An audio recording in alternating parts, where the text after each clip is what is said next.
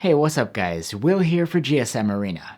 Poco is known for their feature-packed yet affordable devices, and although they've already proven themselves this year with some competitive phones, they're not done yet. This is the Poco X3 GT. Let's go over its key features and see what makes it special. So far, we've seen a couple of popular devices with the Poco X3 name. The X3 NFC, released last fall, and the X3 Pro, which came out this spring. The Poco X3 GT has a more subdued look than the others. Its small Poco logo is less in your face, and you don't have that curious round camera bump this time around.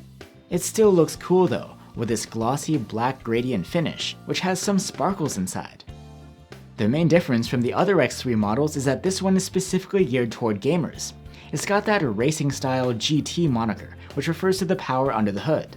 Rather than a Snapdragon chipset, the Poco X3 GT has a MediaTek Dimensity 1100, built on a 6nm process.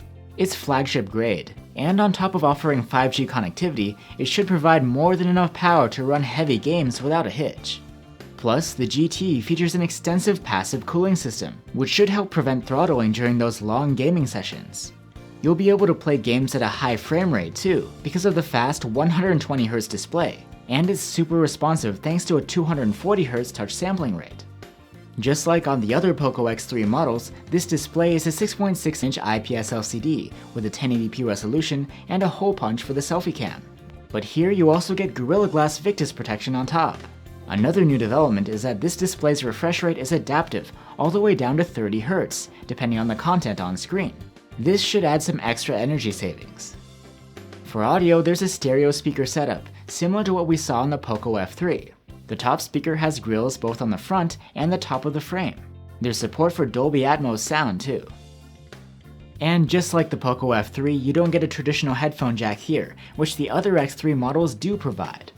At 5000 mAh, the GT's battery is slightly smaller than those of the other models, but you do get something new. 67-watt fast charging, which should be incredibly speedy. The Poco X3 GT's cameras are pretty standard fare for this price point. There's a 64-megapixel quad Bayer main cam, an 8-megapixel ultra-wide cam, and a 2-megapixel macro camera. These should offer decent performance, but we're not expecting to be blown away.